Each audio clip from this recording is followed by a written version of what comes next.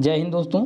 आज के इस लेक्चर के माध्यम से हम डिस्कस करेंगे BSc first year second semester chemistry का ऑब्जेक्टिव मॉडल सॉल्व पेपर, जिसमें आज हमने जो प्रश्न चूज किया है वो टॉप 100 एमसीक्यू प्रश्न चूज किया है।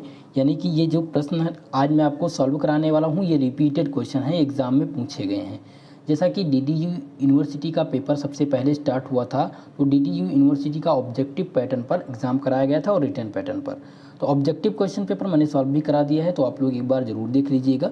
चलिए अब इस क्लास के बारे में बात करते हैं जो आज का इम्पॉर्टेंट है। तो दोस्तों आप सेकेंड सेमेस्टर में एनईपी के अकॉर्डिंग जो आपका सिलेबस है, उस सेकेंड सेमेस्टर में जो आपकी केमिस्ट्री है उसका नाम है bio organic and medicinal chemistry, जिसे हिंदी में कहा जाता है जैव कार्बनिक एवं औषधीय रसायन। तो ऐसे छात्र छात्राएँ जिनका सेकेंड सेमेस्टर का एग्ज़ाम ऑब्जेक्टिव पैटर्न पर होना है, उनके लिए क्लास रामबाण सिद्ध होगी। लगभग जो मैं प्रश्न देने वाला हूँ यही आपके एग्ज़ाम में आएंगे। इसके पहले भी आप लोगों ने क्लास देखा होगा, मैंने आपको बॉटनी का मॉडल पेपर दिया था, वहाँ से बहुत ही ज़्यादा प्रश्न आए हुए थे, आप लोगों ने बताया। ठीक है, तो इसी प्रकार से केमिस्ट्री का भी आपके एग्ज़ाम में इसी से रिलेटेड प्रश्न आएगा। चलिए प्रश्न को सॉल्व करते हैं दोस्तों। पहला प्रश्न आपकी स्क्रीन पर दिया गया है कि the increasing order of sweetness in sugar is, शर्करा में मिठास का बढ़ता हुआ सही क्रम क्या है। तो यहाँ पर दिया गया है भाई मिठास के आधार पर जो बढ़ता हुआ क्रम है, बढ़ता क्रम आपको बताना है। ठीक है, ग्रेटर देन का निशान आपको पता ही है, तो आपको बढ़ता हुआ क्रम बताना है। तो पहला देखिए फ्रक्टोस दिया गया है, ग्रेटर देन सुक्रोस, ग्लूकोस या माल्टोस। तो सबसे पहले तो आप ये जान लीजिए कि जो इंक्रीजिंग ऑर्डर होगा तो सबसे ज़्यादा जो मिठास होता है वो फ्रक्टोस में होता है। किस में होता है? फ्रक्टोस में होता है। इसीलिए ध्यान रखेंगे सबसे पहले फ्रक्टोस, उसके बाद में आपका आएगा सुक्रोस और ग्लूकोस, फिर माल्टोस। ठीक है, कल मैंने आप लोग को थ्योरी की क्लास दी थी जहाँ पर मैंने शॉर्ट आंसर टाइप क्वेश्चन को डिस्कस किया था, जहाँ पर मैंने आप लोग को बताया था कि सुक्रोस और फ्रक्टोस के बारे में संक्षिप्त टिप्पणी लिखने के लिए। तो फ्रक्टोस को मैंने आप लोग को बताया था कि फ्रक्टोस जो होता है वो सबसे मीठी जो शर्करा होती है वो फ्रक्टोस होती है। ठीक है, और ये कहाँ पर पाई जाती है? ये ज़्यादातर मीठे फलों और शहद में पाई जाती है। ठीक है, ये शहद में पाई जाती है। रही बात सुक्रोस की, तो यहाँ पर देखिए सुक्रोस को टेबल शुगर के नाम से भी जानते हैं और ग्लूकोज को ब्लड शुगर कहा जाता है। किसको कहा जाता है? ब्लड शुगर के नाम से जानते हैं। ठीक है, तो ब्लड शुगर आप ध्यान रखिएगा कि जब भी कभी कभी पूछ लिया जाता है इनमें से बताइए कौन सा ब्लड शुगर है। ठीक है, आप कहिएगा ब्लड शुगर आपसे पूछ लेगा, तो ब्लड शुगर ग्लूकोज को कहते हैं और टेबल शुगर किसको कहते हैं? सुक्रोज को कहते हैं। तो इस प्रकार से इस क्वेश्चन का जो सही जवाब हो जाएगा ऑप्शन नंबर ए हो जाएगा, आ हो जाएगा, फ्रक्टोज, सुक्रोज, ग्लूकोज और या फिर माल्टोज। चलिए नेक्स्ट क्वेश्चन देखिए, हाइड्रोलिसिस ऑफ लैक्टोज गिव। अगर हम क्या करें, hydrolysis of lactose give, lactose का जल अपघटन कराने पर हमको क्या प्राप्त होता है भाई? चलिए इसका आंसर करिए सभी लोग। पहला ऑप्शन दिया गया है ग्लैक्टोज, बी दिया गया ग्लूकोज, सी है सुक्रोज और डी दिया गया है फ्रक्टोज। तो इसमें से आप ध्यान देंगे कि हाइड्रोलिसिस लैक्टोज का अगर हम हाइड्रोलिसिस करा देंगे तो हमें क्या प्राप्त हो जाएगा? जल्दी से आप सभी लोग बताइए, कमेंट करके सभी का आंसर आना चाहिए। लैक्टोज से संबंधित मैंने आप लोग को पहले भी बता दिया है, फ्रक्टोज भी पढ़ा दिया था, ग्लूकोज का संरचना भी बता दिया था, साइक्लिक स्ट्रक्चर भी मैंने आप लोग को बता दिया है। चलिए इस क्वेश्चन का जो सही जवाब हो जाएगा वो ऑप्शन नंबर ए हो जाएगा। अगर हम क्या करेंगे कि ग्लूकोज का लैक्टोज का अगर जल अपघटन करा दें तो हमें क्या प्राप्त हो जाएगा? ग्लैक्टोज प्राप्त हो जाएगा। क्या प्राप्त हो जाएगा? ग्लैक्टोज। ऑप्शन नंबर ए इस क्वेश्चन का सही आंसर हो जाएगा। ठीक है, ऑप्शन ए इस क्वेश्चन का सही आंसर होगा। चलिए नेक्स्ट प्रश्न ध्यान देंगे। नेक्स्ट प्रश्न क्या पूछा गया है, which of the following sugar does not give the following reaction. ये क्वेश्चन मैंने आप लोग को पहले भी कराया है। इनमें से आपको बताना है निम्नलिखित में से कौन सी शर्करा फेलिंग अभिक्रिया नहीं देती है। ऑप्शन यहाँ पर दिया गया है, ए ऑप्शन दिया गया है ग्लूकोज, फ्रक्टोज, सुक्रोज या लैक्टोज। तो इनमें से आप ध्यान रखेंगे दोस्तों कि फेलिंग सोल्यूशन सुक्रोज इसका जो करेक्ट आंसर हो जाएगा सुक्रोज हो जाएगा। सुक्रोज ना तो फेलिंग सोल्यूशन देता है और ना ही टॉलन एजेंट के साथ ये अभिक्रिया करता है। ठीक है, दो बात आप इसके सापेक्ष में ध्यान रखेंगे। चलिए तो इसका जो सही आंसर हो जाएगा ऑप्शन नंबर सी हो जाएगा, सुक्रोज। चलिए नेक्स्ट क्वेश्चन ध्यान देंगे, which of the following sugar is a pentose. भाई सभी लोग कमेंट करते रहिए, इसका आंसर आप लोग देते रहेंगे चैट बॉक्स में। बातें आप लोग बहुत ही ज़्यादा करते हैं तो बात मत करिए, ज़्यादातर इंपॉर्टेंट क्वेश्चन को सॉल्व करिए दोस्तों। चलिए यहाँ पर है which of the following sugar is pentose, निम्नलिखित में से कौन सी शर्करा पेंटोज है। अब ये महत्वपूर्ण प्रश्न बन जाता है आप सभी के लिए। पहला ऑप्शन दिया गया है ग्लूकोज, बी है फ्रक्टोज, सी दिया गया है दोस्तों यहाँ पर सुक्रोज होना चाहिए, यहाँ पर सुक्रोज होना चाहिए और यहाँ पर हो जाएगा ग्लैक्टोज।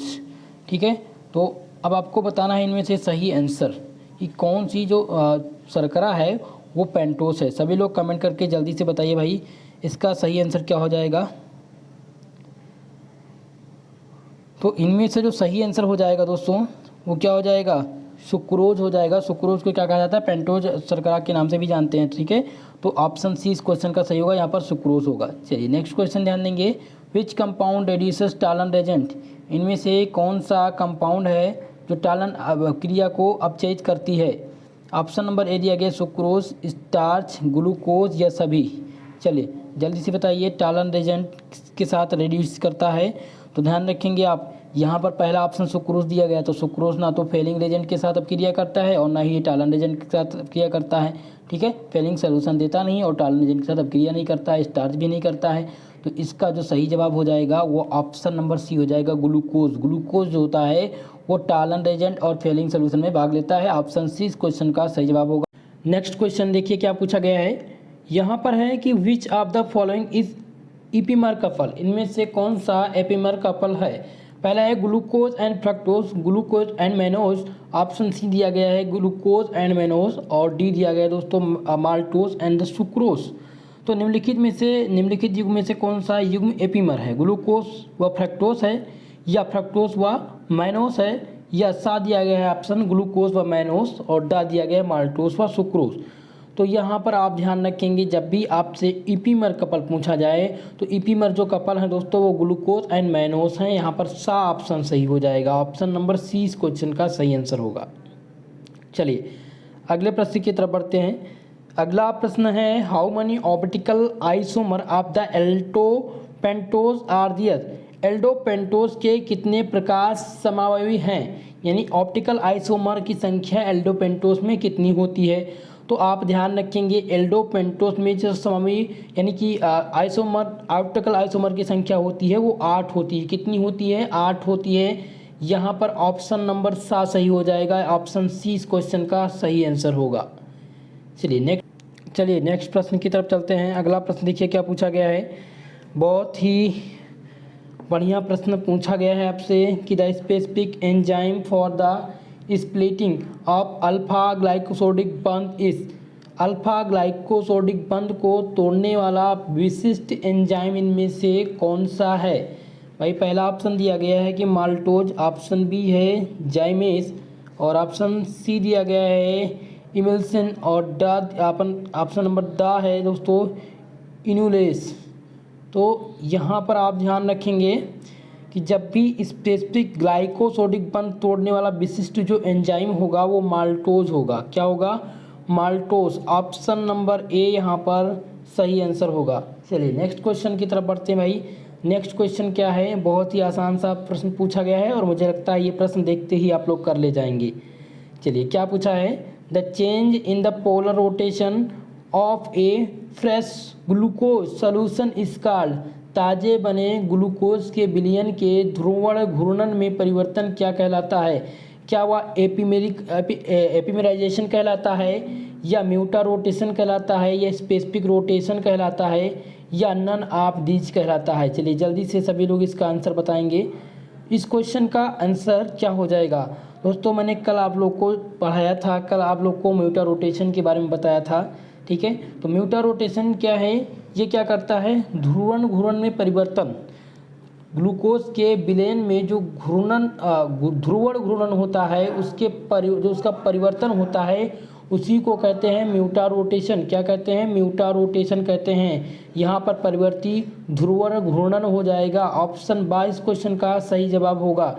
चलिए अगला प्रश्न देखिए, glucose is convert to ethyl alcohol in the presence of, glucose को अगर हम ग्लूकोज को एथिल एल्कोहल में परिवर्तित किया जाए तो निम्नलिखित में से किसकी उपस्थिति में हम ये संभव कर पाएंगे। ऑप्शन यहाँ पर दिया गया है दोस्तों, ऑप्शन यहाँ पर क्या दिया गया है, इन्वेंटेंस, ऑप्शन बी दिया गया है, ऑप्शन बी दिया गया है जाइमेस, ऑप्शन सा है दोस्तों यहाँ पर डास स्टेट और दा दिया गया है, इनमें से कोई नहीं। तो चलिए इस क्वेश्चन का जो सही आंसर हो जाएगा वो क्या हो जाएगा कि उपस्थिति, किसकी उपस्थिति में, तो ये जाइमेस की उपस्थिति में हो पाएगा। ऑप्शन नंबर बा इस क्वेश्चन का, ये बी इस क्वेश्चन का करेक्ट आंसर हो जाएगा। नेक्स्ट प्रश्न की तरफ बढ़ेंगे। नेक्स्ट प्रश्न यहाँ पर है कि which of the following pair from the same osazone, निम्नलिखित में से कौन सा युग्म एक ही ओसाजोन देता है। ये प्रश्न मैंने आप लोग को पहले भी करा दिया था यहाँ पर कि निम्नलिखित में से कौन सा युग्म एक ही प्रकार का ओसाजोन देता है। ऑप्शन ए दिया गया है दोस्तों ग्लूकोज व लैक्टोज, बी है ग्लूकोज व फ्रक्टोज, ऑप्शन सा दिया गया है, सी दिया गया है फ्रक्टोज व मैनोज, ऑप्शन डी दिया गया है फ्रक्टोज व ग्लूकोज। जल्दी से इसका आंसर बताइए भाई। इसका जो सही आंसर हो जाएगा वो हो जाएगा ग्लूकोज एवं फ्रक्टोज हो जाएगा। यहाँ पर ऑप्शन बी इस क्वेश्चन का सही आंसर होगा। क्या हो जाएगा यहाँ पर, ऑप्शन नंबर बी इस क्वेश्चन का सही जवाब हो जाएगा। ग्लूकोज एंड फ्रक्टोज ये दोनों क्या हैं, ये सेम ओसाजोन देते हैं। यहाँ पर बा इस क्वेश्चन का सही आंसर होगा। ये क्वेश्चन पूछा भी गया है दोस्तों DDU यूनिवर्सिटी में। चलिए नेक्स्ट क्वेश्चन है, क्या पूछा गया है। नेक्स्ट क्वेश्चन है in the following pair of aldose and ketose which pair may have same number of optical isomer, निम्नलिखित विभिन्न एल्डोज एवं कीटोस के युग्मों में से किस युग्म में प्रकाश ऑप्टिकल यानी ऑप्टिकल आइसोमर की संख्या संभव है। ऑप्शन यहाँ पर दिया गया है दोस्तों ग्लूकोज एवं फ्रक्टोज, बी दिया गया है एरिथ्रोस एवं फ्रक्टोज, ऑप्शन सी दिया गया है एरिबिनोज एवं फ्रक्टोज और दा दिया गया है मैनोज एवं फ्रक्टोज। तो चलिए भाई इसका आंसर बताइए सभी लोग। इस क्वेश्चन का आंसर बताएंगे आप सभी लोग। तो इस क्वेश्चन का जो सही जवाब होगा वो हो जाएगा एरिबिनोज एवं फ्रक्टोज। यहाँ पर ऑप्शन नंबर सा इस क्वेश्चन का करेक्ट आंसर हो जाएगा। ऑप्शन सी इस क्वेश्चन का सही आंसर होगा। चलिए नेक्स्ट क्वेश्चन देखते हैं। यहाँ पर है ग्लूकोज एंड मैनोज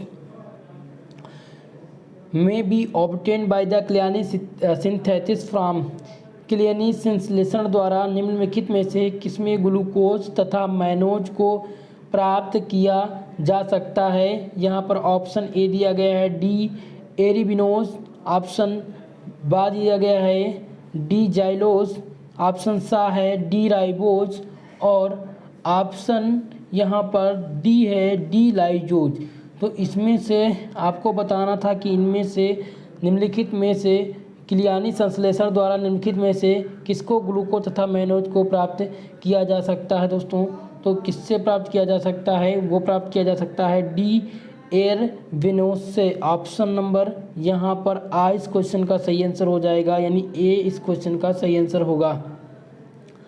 ध्यान से देख लीजिएगा, कल आप लोग का एग्ज़ाम है, शायद कल या परसों में। मैं आपको एक मॉडल पेपर और प्रोवाइड करा दूंगा कल, जो आपके लिए रामबाण सिद्ध होगा। हालांकि ये कंप्लीट आपको मैं दे रहा हूँ, जो पूरा का पूरा आप तैयार कर लीजिएगा, इसी से प्रश्न आएंगे आपके एग्ज़ाम में। नेक्स्ट क्वेश्चन है कि treatment of the sucrose with the concentrate HNO3 gives, शांत HNO3 के साथ सुक्रोज क्या देता है। अगर हम सुक्रोज का रिएक्शन शांत HNO3 के साथ करा देते हैं तो हमें क्या प्राप्त हो जाएगा। चलिए भाई रिएक्शन बैलेंस करके जल्दी से बता दीजिए फटाफट से सभी लोग। जल्दी से क्या करेंगे, सुक्रोज का रिएक्शन किससे कराएंगे, HNO3 के साथ में इसका रिएक्शन कराएंगे तो हमें क्या प्राप्त हो जाएगा। हमें प्राप्त हो जाएगा दोस्तों ऑक्जेलिक अम्ल प्राप्त होगा। क्या प्राप्त हो जाएगा, ऑक्जेलिक अम्ल। यहाँ पर ऑप्शन नंबर सा इस क्वेश्चन का सही आंसर हो जाएगा ऑक्जेलिक एसिड। नेक्स्ट प्रश्न देखते हैं, विच of the following is not A polysaccharide, इनमें से कौन सा एक पॉलीसैकेराइड नहीं है। चलिए जल्दी से बता दीजिए भाई। यहाँ पर है सेलो बायोस, सेलुलोज, इंसुलिन या एमाइलोज। तो इनमें से आपको बताना है कि कौन सा पॉलीसैकेराइड नहीं है। तो यहाँ पर जो सही जवाब हो जाएगा वो हो जाएगा सेलोबायोस, जो है ये पॉलीसैकेराइड नहीं है। ऑप्शन ए इस क्वेश्चन का करेक्ट आंसर हो जाएगा। नेक्स्ट क्वेश्चन है which of the following is not A form of cellulose, निम्नलिखित में से कौन सा सेलुलोज नहीं है। यहाँ पर है ऑप्शन ए दिया गया सिल्क, ऑप्शन बी है कॉटन, सी दिया गया है जूट और डी दिया गया है हेम्प। तो निम्नलिखित में से सेलुलोज यहाँ पर पूछा गया कि सेलुलोज नहीं है, तो अब इसमें तो तीन ऑप्शन तो ढूंढना पड़ेगा कि सेलुलोज हैं, तो कौन सा सेलुलोज नहीं है। यहाँ पर कॉटन की बात किया जाए तो ये तो एक सेलुलोज है, जूट भी सेलुलोज है और हेम्प भी सेलुलोज है। तो यहाँ पर जो सही आंसर हो जाएगा वो ए हो जाएगा। ऑप्शन नंबर ए जो है, ये जो सिल्क दिया गया है सिल्क, ये क्या है, ये सेलुलोज नहीं है। ऑप्शन ए इस क्वेश्चन का सही आंसर होगा। नेक्स्ट प्रश्न की तरफ हम बढ़ेंगे, अगला प्रश्न चालू करेंगे। चलिए अगला प्रश्न है which of the following reagent are use for end group analysis, अंतः समूह विश्लेषण के लिए निम्नलिखित में से कौन सा अभिकर्मक प्रयुक्त नहीं है। कॉपर सेकेंड सल्फाइड या नाइट्रिन 2,4 डाइनाइट्रोफ्लोरोबेंजीन या सांद्र HNO3। चलिए जल्दी से सभी लोग इस क्वेश्चन का आंसर बताइए। इस क्वेश्चन का सही जवाब क्या हो जाएगा। तो इस क्वेश्चन का जो सही आंसर होगा वो हो जाएगा 2,4 डाइनाइट्रोबेंजीन। क्या हो जाएगा, 2,4 डाइनाइट्रोबेंजीन। यहाँ पर ऑप्शन नंबर सी इस क्वेश्चन का सही आंसर होगा। 2,4 डाइनाइट्रोबेंजीन जो है वो रेजेंट यूज किया जाता है इंड ग्रुप एनालिसिस के रूप में। ऑप्शन सी इस क्वेश्चन का सही आंसर होगा। यहाँ पर है नेक्स्ट क्वेश्चन की beta amino acid on heating gives, beta amino अम्ल को अगर गर्म कर देते हैं तो हमें क्या प्राप्त होता है। यहाँ पर ऑप्शन ए दिया गया है साइक्लिक डायमाइड, ऑप्शन बी दिया गया है दोस्तों एक्रिलिक अम्ल, ऑप्शन सी है ए लैक्टम और डी दिया गया नन ऑफ दीज। तो भाई जब हम बीटा एमिनो एसिड को गर्म कर देंगे तो हमें क्या प्राप्त हो जाएगा, हमें प्राप्त हो जाएगा यहाँ पर एक्रिलिक अम्ल प्राप्त हो जाएगा। क्या प्राप्त हो जाएगा, एक्रिलिक अम्ल प्राप्त होगा। ऑप्शन नंबर बी इस क्वेश्चन का सही आंसर होगा। क्या हो जाएगा, यहाँ पर ऑप्शन बी सही होगा। जब भी आपसे बीटा एमिनो एसिड का पूछा जाए कि जब ये हीट किया जाएगा तो क्या प्राप्त होगा, तो एक्रिलिक एसिड प्राप्त होता है। ऑप्शन बी इस क्वेश्चन का सही आंसर होगा। क्वेश्चन है कि glycolic acid is formed from the glycine by the reaction of which is following reagent, glycine से ग्लाइकोलिक अम्ल निम्नलिखित में से किस अभिकर्मक की क्रिया से बनता है। ऑप्शन यहाँ पर दिया गया है मेथिल आयोडाइड, ऑप्शन बी दिया गया है एसिटिल क्लोराइड, ऑप्शन सी है नाइट्रस एसिड और डी दिया गया है नाइट्रिक एसिड। तो जल्दी से बता दीजिए भाई, ग्लाइसिन से ग्लाइकोलिक अम्ल निम्नलिखित में से किस अभिक्रिया द्वारा बनाया जाता है। तो ये नाइट्रस एसिड के साथ ग्लाइसिन से ग्लाइकोलिक अम्ल में जो अभिकर्मक का कार्य करता है वो नाइट्रस अम्ल करता है, इसी की क्रिया द्वारा प्राप्त होता है ग्लाइसिन से ग्लाइकोलिक अम्ल। ऑप्शन यहाँ पर सी इस क्वेश्चन का सही आंसर हो जाएगा, नाइट्रस अम्ल। नेक्स्ट क्वेश्चन देखिए, अगला प्रश्न क्या पूछा है, which structure of protein is most stable, इनमें से प्रोटीन की कौन सी संरचना सर्वाधिक स्थायी है। ऑप्शन यहाँ पर दिया गया है क्वार्टनरी, ऑप्शन बी दिया गया है टर्सरी, सेकेंडरी या प्राइमरी। चलिए जल्दी से सभी लोग इसका आंसर बता दीजिए भाई, का सही आंसर होगा। चलिए zwitter ion are in, zwitter ion होते हैं किस में होते हैं भाई, लिपिड में होते हैं, फैट में होते हैं, अमीनो एसिड में होते हैं या कार्बोहाइड्रेट में होते हैं।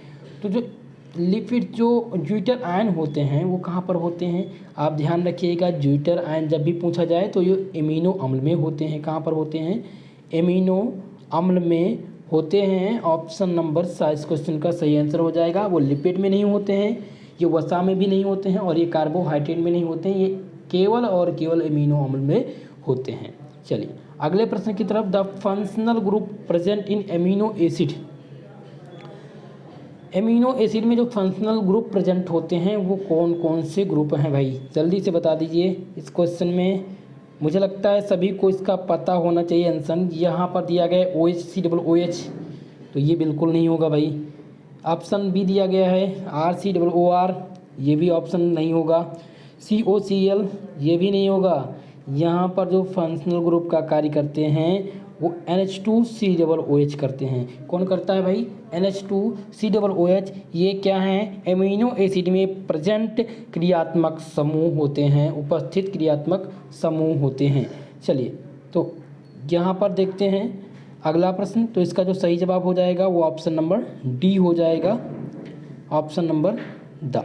नेक्स्ट प्रश्न देखते हैं क्या है। द ट्रू, यहाँ पर दोस्तों क्या दिया गया है कि the true statement for the following amino acid. In amino acid के लिए सत्य कथन आपको बताना है कि निम्नलिखित में से एमिनो अम्ल के लिए सत्य कथन कौन सा है। भाई पहला दिया गया है कि ये ज्वलनशील होते हैं, ये प्रकाशित समावता प्रदर्शित करते हैं, ये सुगंधित होते हैं या ये विषैले होते हैं। तो इसका जो सही आंसर हो जाएगा, ध्यान रखिएगा, जो इस क्वेश्चन का सही आंसर हो जाएगा दोस्तों एमिनो अम्ल के सापेक्ष में, तो एमिनो अम्ल के जो सापेक्ष में हो जाएगा ये प्रकाशिक समता प्रदान करते हैं। यहाँ पर ऑप्शन बी सही हो जाएगा। नेक्स्ट क्वेश्चन देखते हैं। नेक्स्ट क्वेश्चन यहाँ पर क्या पूछा गया है कि amino acid is the unit of. Amino acid किसके यूनिट होते हैं आपको बताना है। ऑप्शन यहाँ पर दिया गया है कार्बोहाइड्रेट, ऑप्शन बी है प्रोटीन, सी दिया गया है एल्कोलाइड्स और ऑप्शन डी दिया गया है पॉलीथीन। तो भाई बता दीजिए जल्दी से एमिनो अम्ल किसकी इकाई होते हैं। तो एमिनो अम्ल जो होते हैं दोस्तों वो इकाई होते हैं प्रोटीन के। किसके होते हैं? प्रोटीन के होते हैं। ऑप्शन 22 प्रश्न का सही आंसर हो जाएगा। अगले प्रश्न की तरफ बढ़ते हैं भाई। अगला प्रश्न क्या है? अगला प्रश्न देखिए, नेक्स्ट क्वेश्चन है कि the point eight which amino acid do not move towards any electrode when the electric current pass is called. वह बिंदु जिस पर विद्युत धारा प्रवाहित करने पर एमिनो अम्ल किसी भी इलेक्ट्रोड की ओर गति नहीं करता है वो क्या कहलाता है? वो क्या कहलाता है भाई जल्दी से बता दीजिए। यहाँ पर दिया गया है आइसो इलेक्ट्रिक पॉइंट, या दूसरा है कार्तिक बिंदु जिसे कहते हैं क्रिटिकल पॉइंट, या आयनन बिंदु इनिशिएशन पॉइंट, या नन ऑफ दिस। तो इस क्वेश्चन का जो सही आंसर हो जाएगा वो आइसो इलेक्ट्रिक पॉइंट हो जाएगा, समविभव बिंदु हो जाएगा। क्या हो जाएगा? समविभव बिंदु। ऑप्शन नंबर ए यहाँ पर सही आंसर होगा। नेक्स्ट प्रश्न देखिए, अगला प्रश्न क्या है। यहाँ पर है इलेक्ट्रोफोरस टू एमिनो एसिड। इलेक्ट्रोफोरेसिस माफ करिएगा, यहाँ पर इलेक्ट्रोफोरेसिस द्वारा एमिनो अम्ल को क्या करते हैं? वाष्पीकृत करते हैं, प्रोटीन बनाते हैं, या पृथक्करण करते हैं, या इनमें से कोई नहीं। Electrophoresis to amino acid. तो इलेक्ट्रोफोरेसिस को जब हम क्या करते हैं एमिनो अम्ल में प्रदर्शित करते हैं तो हम इसके द्वारा क्या करते हैं? इसके द्वारा पृथक्करण करते हैं। क्या करते हैं? सेपरेशन करते हैं। ऑप्शन नंबर सी इस क्वेश्चन का सही आंसर हो जाएगा भाई। ऑप्शन सा इस क्वेश्चन का सही हो जाएगा। चलिए अगला प्रश्न है two amino acid react to form. Two amino acid react to form. पहला दिया गया है यहाँ पर option protein, nucleic acid, carboxylic acid और डाइपेप्टाइड कि दो एमिनो अम्ल परस्पर क्रिया करके क्या बनाते हैं। जब दो एमिनो अम्ल को हम क्या करते हैं? परस्पर क्रिया करा दें तो ये क्या बनाते हैं? तो ये डाइपेप्टाइड बनाते हैं। क्या बनाते हैं दोस्तों? डाइपेप्टाइड बनाते हैं। यहाँ पर ऑप्शन नंबर डी इस क्वेश्चन का सही आंसर हो जाएगा। चलिए अगला प्रश्न सॉल्व करते हैं भाई। अगला प्रश्न क्या है? अगला प्रश्न दिया गया है यहाँ पर the following test is not use to identify proteins. निम्नलिखित परीक्षण प्रोटीन की पहचान में प्रयुक्त नहीं होता है। ऑप्शन यहाँ पर ए दिया गया है जेंथ्रोप्रोटिक परीक्षण, बी दिया गया है बायोरेटिक परीक्षण, ऑप्शन सा दिया गया है निनहाइड्रिन परीक्षण और दा दिया गया है सिफ परीक्षण। तो इनमें से जो क्वेश्चन पूछा गया था कि इनमें से निम्न परीक्षण प्रोटीन की पहचान में प्रयुक्त नहीं होता है। प्रोटीन की पहचान में पहला तो यहाँ पर है कि जेंथ्रोप्रोटिक परीक्षण, तो ये तो प्रोटिक लगा हुआ यहाँ पर, ये तो सही हो रहेगा। बायोरेटिक परीक्षण इसका उपयोग किया जाता है। निनहाइड्रिन परीक्षण का भी प्रयोग किया जाता है प्रोटीन को पहचानने में, लेकिन यहाँ पर है सिफ परीक्षण। तो सिफ परीक्षण का प्रयोग यहाँ पर नहीं किया जाता है। ऑप्शन नंबर दा इस क्वेश्चन का यानी ऑप्शन नंबर डी इस क्वेश्चन का सही आंसर हो जाएगा, सिफ टेस्ट हो जाएगा। नेक्स्ट प्रश्न देखिए, on the heating the protein, protein को जब हम गर्म करते हैं तो हमें क्या प्राप्त हो जाता है भाई, प्रोटीन को जब हम गर्म करते हैं तो ऑप्शन यहाँ पर दिया गया है कि डीनेचुरेशन होता है या बहुलकीकरण हो जाता है या संघनन होता है या चिपचिपा हो जाता है। तो जब भी हम क्या करेंगे, प्रोटीन को हीट करेंगे तो हमें डीनेचुरेशन प्राप्त होगा। क्या होगा, डीनेचुरेशन। ऑप्शन नंबर यहाँ पर ए इस क्वेश्चन का सही जवाब हो जाएगा। डीएनए एंड आरएनए इस, अब बताइए भाई, डीएनए जो और आरएनए जो हैं वो क्या होते हैं, वो एक एल्कोहल हैं या न्यूक्लिक एसिड हैं या फिर फैट हैं या फिर विटामिन हैं? जल्दी से बता दीजिए भाई इस क्वेश्चन का सही आंसर। तो डीएनए और आरएनए जो होते हैं वो न्यूक्लिक एसिड होते हैं। यहाँ पर ऑप्शन नंबर 22 क्वेश्चन का सही आंसर हो जाएगा। ऑप्शन 20 प्रश्न का सही जवाब है। अगला प्रश्न है दोस्तों कि complete hydrolysis of nucleotide result in the formation of, nucleotide के पूर्ण जल अपघटन से प्राप्त होते हैं। हेट्रोसाइक्लिक बेस प्राप्त होता है या पेंटोज प्राप्त होता है दोस्तों, या फिर ए फास्फेट आयन प्राप्त होता है या ऑल ऑफ द दिस? चलिए जल्दी से बता दीजिए भाई इस क्वेश्चन का आंसर क्या हो जाएगा। इस क्वेश्चन का जो सही जवाब होगा वो क्या हो जाएगा, जल्दी से सभी लोग बताइए। इस क्वेश्चन का आंसर करेंगे, सभी का आंसर आना चाहिए भाई। चलिए, तो जब हम न्यूक्लियोटाइड के पूर्ण जल अपघटन से जो प्राप्त होते हैं दोस्तों, वो क्या प्राप्त होते हैं, ये सभी प्राप्त होते हैं। हेट्रोसाइक्लिक बेस भी प्राप्त होता है, पेंटोज भी प्राप्त होता है और फास्फेट आयन भी प्राप्त होता है। तो यहाँ पर जो सही जवाब हो जाएगा वो हो जाएगा ऑप्शन नंबर डी, उपयुक्त सभी। चलिए अगले प्रश्न की तरफ चलेंगे। अगला प्रश्न है the base which is present in DNA is, DNA में उपस्थित बेस नहीं है। डीएनए में जो उपस्थित है वो कौन सा बेस उपस्थित नहीं होता है? क्या एडानिन होता है या यूरिसिल होता है या गुआनिन होता है या थाइमिन? तो ध्यान रखेंगे जब भी डीएनए की बात हो तो डीएनए में हमेशा यूरिसिल जो होता है वो प्रेजेंट नहीं होता है, ठीक है, ये बेस के रूप में नहीं कार्य करता है। ऑप्शन नंबर 20 क्वेश्चन का सही जवाब हो जाएगा। अगला प्रश्न है कि adenosine nucleotide has the base, adenosine nucleotide में उपस्थित बेस कौन सा है? पहला ऑप्शन दिया गया है एडेनिन, बी है गुआनिन, सा दिया गया है थाइमिन और डी दिया गया है दोस्तों साइटोसिन। तो इसमें से जो सही जवाब हो जाएगा कि एडेनोसिन न्यूक्लियोटाइड में जो उपस्थित बेस हैं तो वो उपस्थित बेस तो हो जाएगा एडानिन हो जाएगा, एडानिन जो हो जाएगा यही सही आंसर होगा, ठीक है। ऑप्शन ए इस क्वेश्चन का यहाँ पर सही जवाब हो जाएगा। नेक्स्ट प्रश्न देखिए, नेक्स्ट प्रश्न क्या है दोस्तों, विच of the following is not pyrimidine base, निम्नलिखित में से कौन सा पायरिमिडीन बेस नहीं है?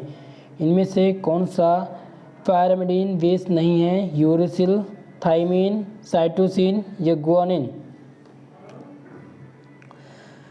तो इनमें से जो सही आंसर हो जाएगा, यहाँ पर पिरामिडीन बेस पूछा गया था तो पिरामिडीन जो बेस हो जाएगा दोस्तों वो हो जाएगा यहाँ पर गुआनिन हो जाएगा। क्या हो जाएगा? गुआनिन। और यहाँ पर जो सही आंसर हो जाएगा दोस्तों वो ऑप्शन नंबर डी हो जाएगा, गुआनिन जो होगा वो इसमें से पिरामिडीन बेस नहीं है। बाकी यूरासिल, थाइमिन और साइटोसिन जो हैं ये सब क्या हैं, ये पिरामिडीन के बेस होते हैं। चलिए अगले प्रश्न की तरफ चलते हैं भाई। वीडियो सभी को पसंद आ रहा हो प्लीज़ वीडियो को सबसे पहले लाइक लगा दीजिए और ज़्यादा से ज़्यादा लोगों में शेयर कर दीजिए। जो भी हमारे साथ पहली बार जुड़ रहे हैं प्लीज़ चैनल को यार ज़रूर सब्सक्राइब कर लें। इस क्लास का पीडीएफ आपको टेलीग्राम चैनल पर दिया जाएगा जिसका लिंक डिस्क्रिप्शन बॉक्स में दिया गया है, या आप टेलीग्राम वहां से नहीं ज्वाइन कर पा रहे हैं किसी कारणवश तो आप लोग टेलीग्राम पर जा कर के सर्च बार में सर्च कर लें SP स्टडी चैनल फर्स्ट, वहां से आपको ज्वाइन करने का लिंक मिल जाएगा। चलिए अगला प्रश्न है the one which is not purine base, purine base इनमें से कौन सा नहीं है? ऑप्शन यहाँ पर दिया गया cytosine, adenine, guanine, none of this.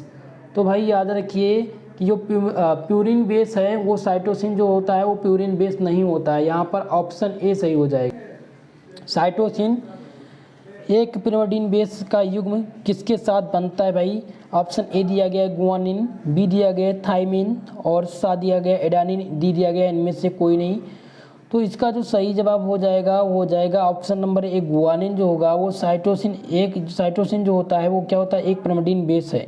तो वो किसके युग्म से बनता है भाई? वो गुआनिन के युग्म से बनता है। यहाँ पर ऑप्शन नंबर ए इस क्वेश्चन का सही जवाब हो जाएगा। चलिए बताइए सभी लोग बताइए, वॉइस स्लो आप तेज़ तो नहीं है, तेज़ तो नहीं चल रहे हैं? जल्दी से आप लोग बता दीजिए भाई, अगर तेज़ हो तो मैं स्लो करने का प्रयास करूं। चलिए ठीक है। कुछ लोगों का कल कमेंट आया था कि सर थोड़ा सा वॉइस स्पीड थोड़ा सा कम कर दीजिए, तो स्पीड मैं स्लो करके ही पढ़ाऊँगा, ठीक है। चलिए, the number of hydrogen bond holding A anti pair इस, एटी युग्म को बांधने वाले हाइड्रोजन आबंध की संख्या क्या होती है? कुछ लोग का कमेंट था कि सर ऑप्शन को सॉल्व करें। देखिए, ऑप्शन को सॉल्व करने का समय इस समय अभी नहीं है, क्योंकि कुछ बच्चों का एग्ज़ाम लगा है और ये प्रैक्टिस के तौर पर क्लास चलाई जा रही है। अगर आप प्रैक्टिस किए रहेंगे तो आपके दिमाग में ये क्वेश्चन बैठा रहेगा, यही क्वेश्चन आपके एग्ज़ाम में आने हैं। कम्प्लीटली इसी को आप लोग तैयार कर लें, ठीक है। तो यहाँ पर प्रश्न है दोस्तों कि एटी युग्म को बांधने वाले हाइड्रोजन बंध आबंधों की जो संख्या होती है वो कितनी होती है? तो बंध की जो संख्या होती है वो 2 होती है। कितनी होती है भाई? यहाँ पर 2 होती है। ऑप्शन नंबर 22 क्वेश्चन का सही हो जाएगा। सभी लोग इसको तैयार कर लीजिए, कसम है आपको जो आपसे बहुत ज़्यादा प्यार करते हैं। चलिए नेक्स्ट क्वेश्चन है, न्यूक्लियोसाइड में होते हैं। सभी लोग तैयार कर लीजिएगा, यही क्वेश्चन आएंगे। DDU का क्वेश्चन आप देख लीजिए क्वेश्चन पेपर। इसके पहले मैंने आप लोग को एक मॉडल पेपर दिया था दोस्तों, मॉडल सॉल्व पेपर मैंने आप लोग को करा दिया था। उस मॉडल सॉल्व पेपर को भी आप तैयार कर लीजिएगा। वहाँ से बहुत से ज़्यादा प्रश्न आपके DDU यूनिवर्सिटी में आए थे और आपके भी एग्ज़ाम में आएगा, चाहे आप कानपुर यूनिवर्सिटी के छात्राएँ हों, चाहे आप सिद्धार्थनगर यूनिवर्सिटी के, ठीक है। चलिए नेक्स्ट क्वेश्चन की तरफ देखते हैं। यहाँ पर है नेक्स्ट क्वेश्चन क्या है? नेक्स्ट क्वेश्चन पूछा गया है यहाँ पर।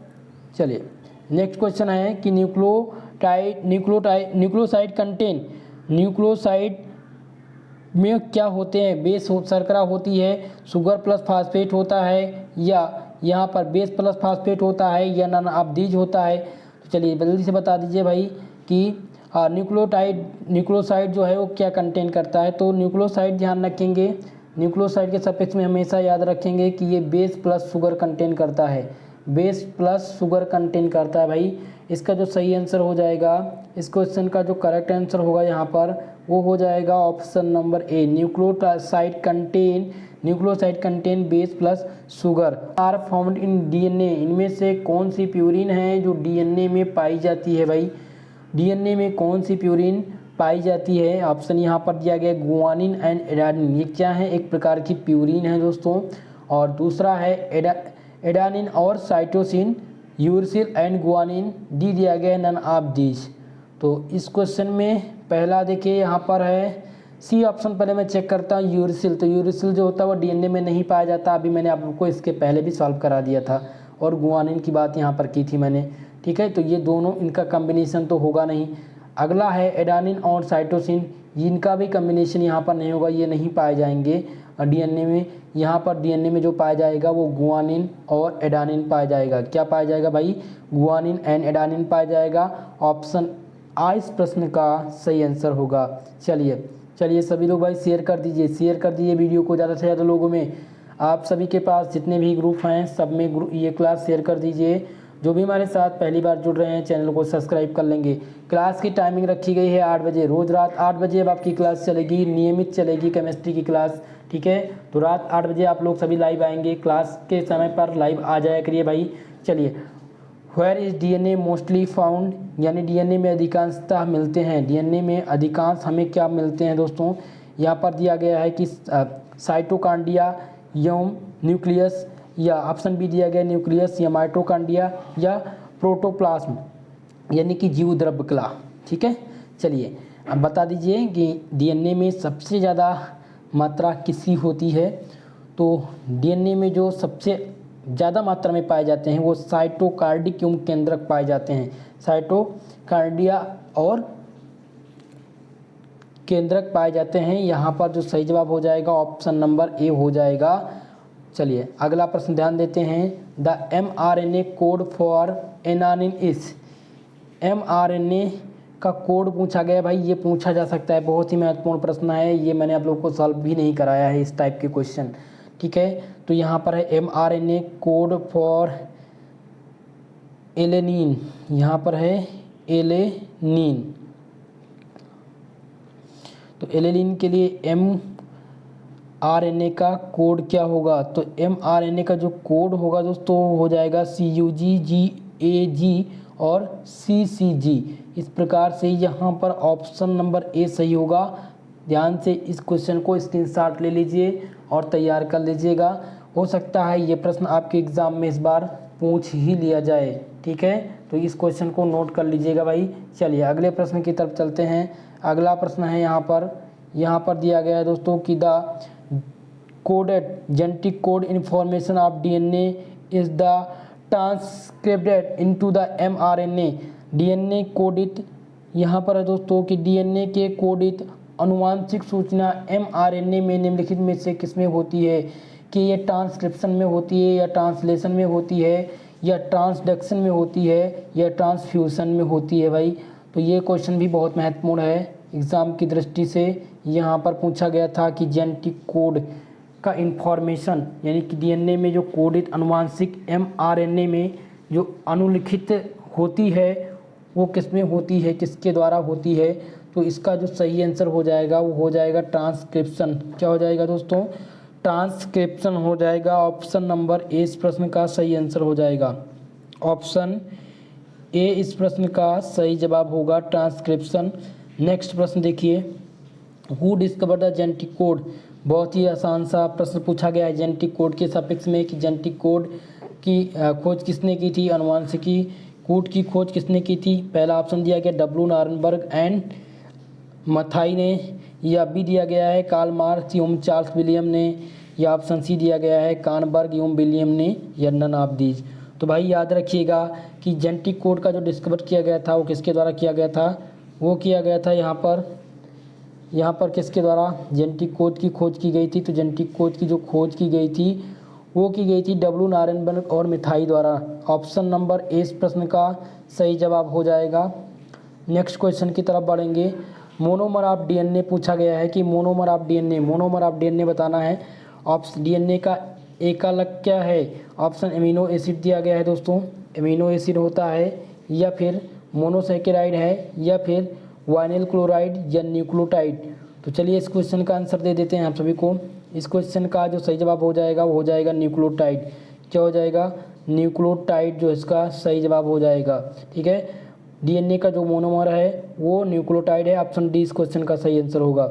नेक्स्ट क्वेश्चन है, which of the following base is not found in the ribonucleotide. निम्नलिखित में से कौन सा क्षारक राइबोन्यूक्लियोटाइड में नहीं पाया जाता है? ऑप्शन ए दिया गया है गुआनिन, ऑप्शन बी है थाइमिन, ऑप्शन सी है एडानिन और डी दिया गया साइटोसिन।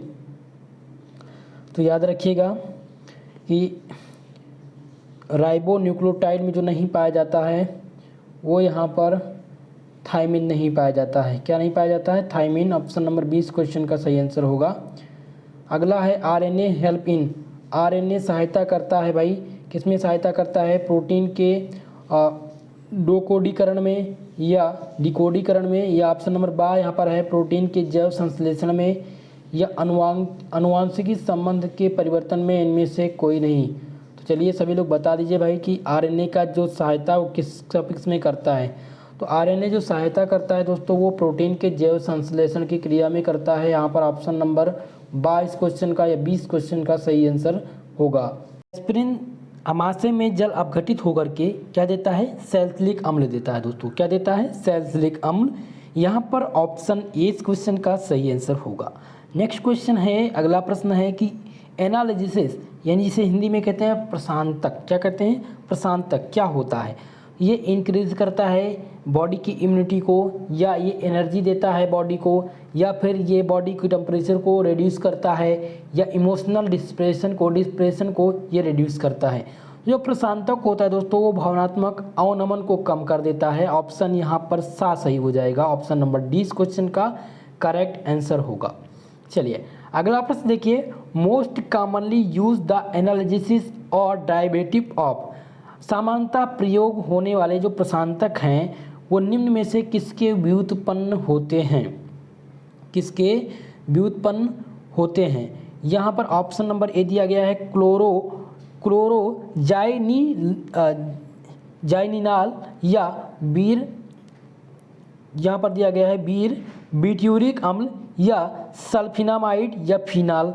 तो सामान्यतः जो प्रयोग होने वाले प्रशांतक हैं वो बीर ब्यूटेरिक अम्ल के क्या होते हैं, जो बीर ब्यूटेरिक अम्ल के व्युत्पन्न होते हैं। यहाँ पर ऑप्शन 20 क्वेश्चन का सही जवाब हो जाएगा। अगला है कि effective antibiotic agents gram negative bacteria इस, ग्राम नेगेटिव बैक्टीरिया के विरुद्ध प्रभावी एंटीबायोटिक इनमें से कौन सा है। पहला दिया गया है बाइथोनल, ऑप्शन बा दिया गया है क्लोरोमिफेनिकाल, ऑप्शन सा है दोस्तों नोवलजिन और डा दिया गया है ल्यूमिनल। तो ध्यान रखिएगा कि जब भी ग्राम नेगेटिव बैक्टीरिया के विरुद्ध प्रभावी एंटीबायोटिक का नाम पूछा जाए तो वो हो जाएगा क्लोरोफेनिकाल हो जाएगा। ऑप्शन यहाँ पर दोस्तों बी सही हो जाएगा। अगले प्रश्न की तरफ देखिए, sulpha drugs are derivative, sulpha drugs जो होते हैं वो किसके डेरिवेटिव होते हैं। क्या वो सल्फानिमाइड के होते हैं या पेनिसिलिन के होते हैं या फिर क्वानिन के होते हैं या फिर सल्फा पायरिडीन के होते हैं। तो दोस्तों जो सल्फा ड्रग्स होते हैं वो सल्फानिमाइड के डेरिवेटिव होते हैं। ऑप्शन यहाँ पर ए सही हो जाएगा। चलिए अगला है, which of the more useful classification of drugs in medicinal chemistry, औषधि रसायन के लिए अधिक उपयोगी औषधि का वर्गीकरण होता है। रासायनिक संरचना के आधार पर होता है, on the basis of chemical structure या on the basis of activity of drug या on the basis of molecular characteristic.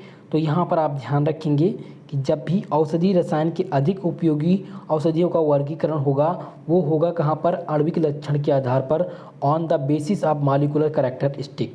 यहाँ पर ऑप्शन नंबर सी इस क्वेश्चन का सही जवाब होगा। अगले प्रश्न की तरफ बढ़ते हैं भाई। पैरासीटामॉल का यूज पूछा गया है कि पैरासीटामॉल कहाँ पर प्रयुक्त होता है। ये प्रतिजैविक के रूप में होता है या मलेरिया रोधी के रूप में होता है या ज्वार विरोधी के रूप में होता है या प्रतिरोधी के रूप में होता है। तो इसका आंसर तो आप सभी लोगों को पता होगा कि ये ज्वार रोधी के रूप में कार्य करता है पैरासीटामॉल। ऑप्शन नंबर सा इस क्वेश्चन का सही आंसर हो जाएगा, यानी ऑप्शन नंबर सी सही हो जाएगा एंटीबायोटिक।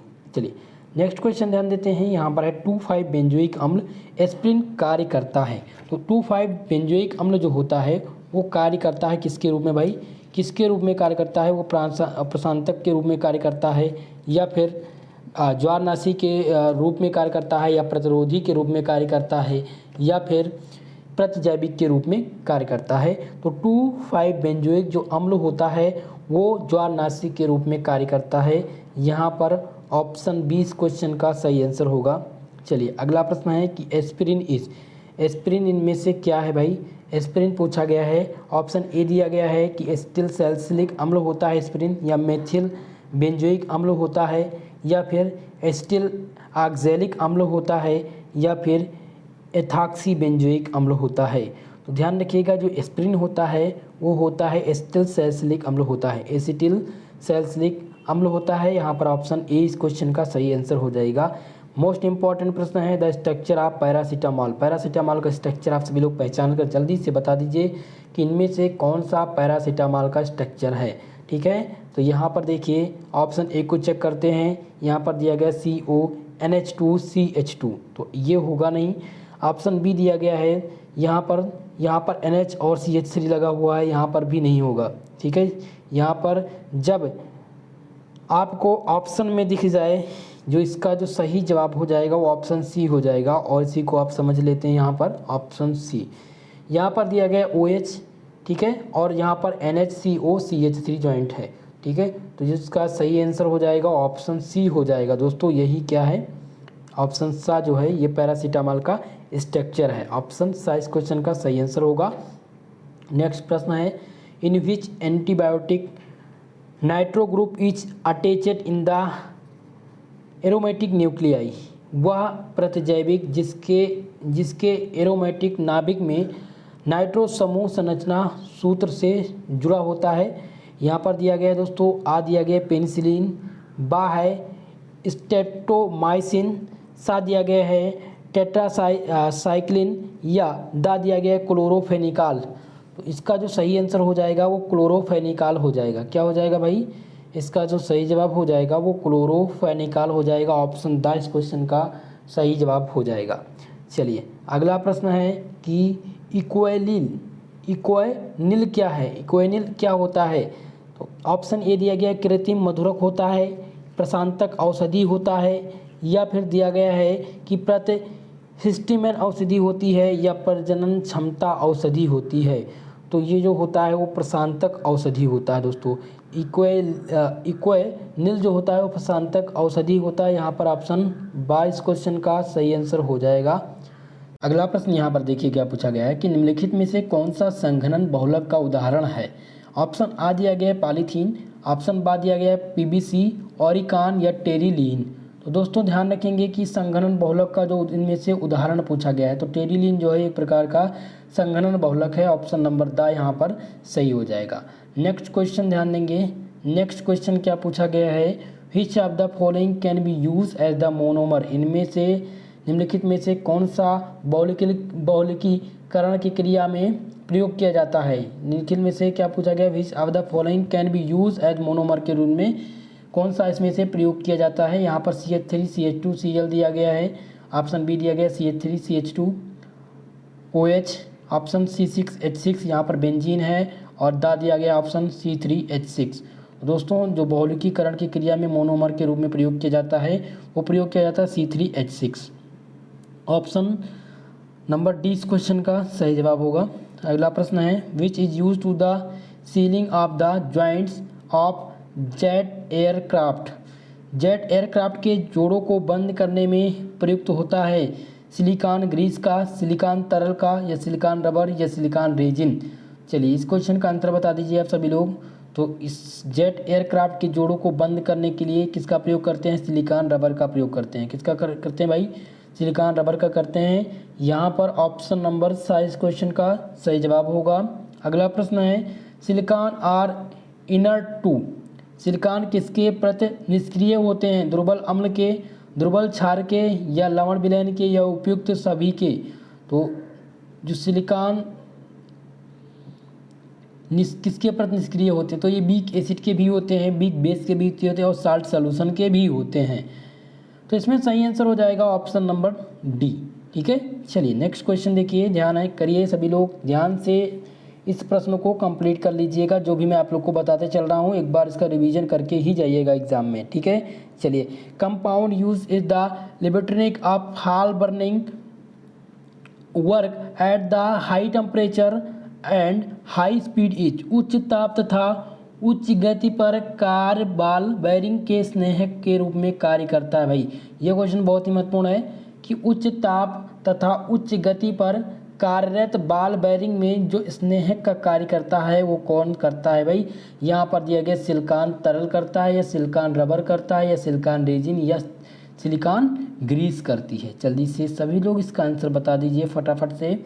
इस क्वेश्चन का करेक्ट आंसर क्या होगा? तो यहाँ पर जो सही आंसर हो जाएगा बाल बेरिंग में जो स्नेहक का कार्य करता है उच्च गति पर वो सिलिकॉन ग्रीस करती है। क्या करती भाई? Silicon grease. ऑप्शन डी इस क्वेश्चन का सही ऑप्शन हो जाएगा।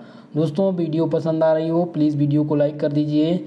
सबसे पहले वीडियो को लाइक कर दिया करिए यार, और ज़्यादा से ज़्यादा लोगों में शेयर करने का प्रयास करिए। यहाँ पर है फास्फॉर्म है, इसमें से फास्फॉर्म पूछा गया है।